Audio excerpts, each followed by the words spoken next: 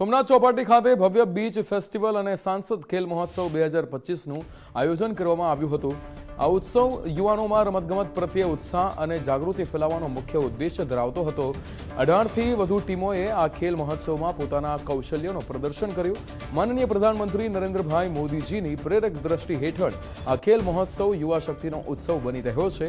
જૂનાગઢના સાંસદ રાજેશભાઈ ચુડાસમા પણ આ ઉત્સવમાં વિશેષ ઉપસ્થિત રહ્યા। તેમણે યુવા પ્રતિભાઓને આગળ વધવા પ્રેરણા આપી અને જણાવ્યું કે સ્વસ્થ અને સશક્ત યુવા જ વિકસિત ભારતના નિર્માણનો આધાર છે। રમતગમત દ્વારા શિસ્ત, ટીમવર્ક અને આત્મવિશ્વાસ વિકસે છે, જે દેશના સર્વાંગી વિકાસ માટે મહત્વપૂર્ણ છે। સ્થાનિક નાગરિકો અને ખેલ પ્રેમીઓએ આ આયોજનને ઉત્સાહભર્યા આવકાર આપ્યા।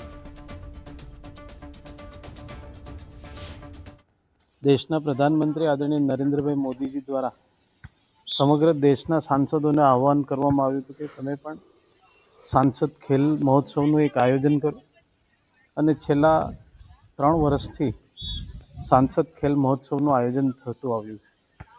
આજે અટલ બિહારી વાજપેયીજી પૂર્વ વડાપ્રધાનનો જન્મદિવસ છે, ત્યારે દેશના પ્રધાનમંત્રી સમગ્ર દેશમાં સાંસદ ખેલ મહોત્સવમાં જે ખેલાડીઓએ ભાગ લીધો છે એમને સંબોધન પણ કરવાના છે વર્ચ્યુઅલી।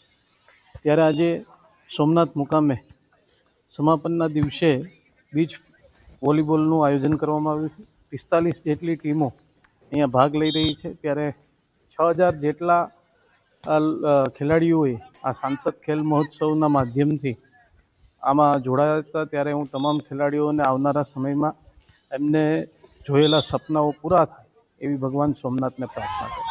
કોડીનારથી અહીંયા સોમનાથ બીચ પર સાંસદ ખેલ રમવા આવેલો છે અને અમે બહુ ખુશ છે આ સાંસદ ખેલથી અને આવા સાંસદ ખેલને અમે બહુ રિસ્પેક્ટ કરીએ છીએ અને આવા ખેલ સોમનાથ બીચમાં થવા જોઈએ, ત્યાંથી અમને શીખવા મળે અને અમે આગળ જવા મળે।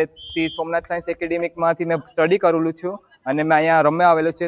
કે અમારું એમ કહેવાનું છે કે આવી ગેમ્સ હરવાર થયા રાખે, અમને આગળ જવાનો મોકો મળે।